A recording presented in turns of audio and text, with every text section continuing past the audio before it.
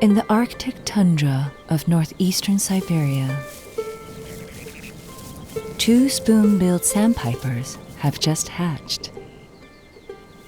But the clock is ticking. In just over a month, they will set off on an 8,000-kilometer journey to reach their wintering grounds in South and Southeast Asia. And to break up the arduous journey, they will first head for the Tiaozini wetlands on China's central coast.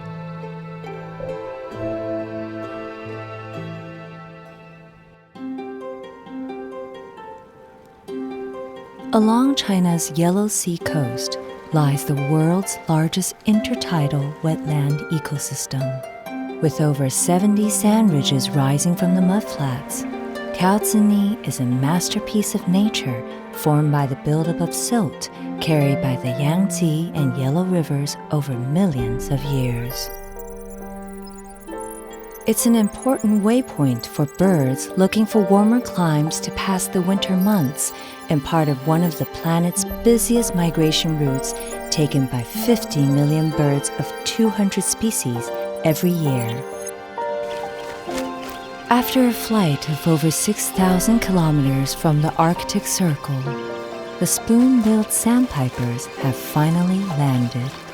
The long journey has left them with only half of their usual body weight, which is already as light as an egg.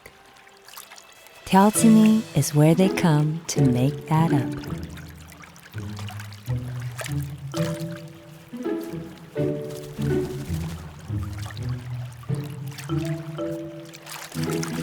Joining the spoon-billed sandpipers are waterbirds of all different shapes and sizes.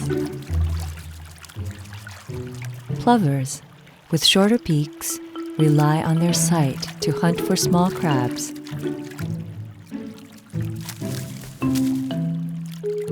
Sandpipers, with slightly longer beaks, forage for mollusks along the waterline.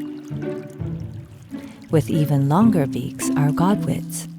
They dig deep into the mud for their favorite worms.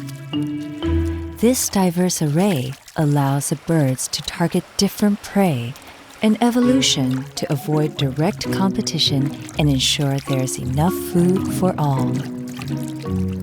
The spoon-billed sandpiper's flared beak is excellent for scooping up the mud and brine of the shallows and for filtering out any small insects, worms, and crustaceans.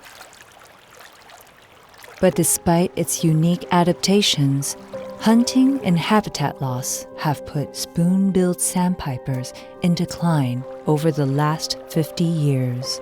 Today, with only about 500 individuals remaining on the planet, they are critically endangered. The Tiaozini wetlands are visited by roughly half of their remaining population to rest and refuel and double their body weight over several weeks. They also need extra energy to molt and grow their gray winter feathers just in time for their onward journey.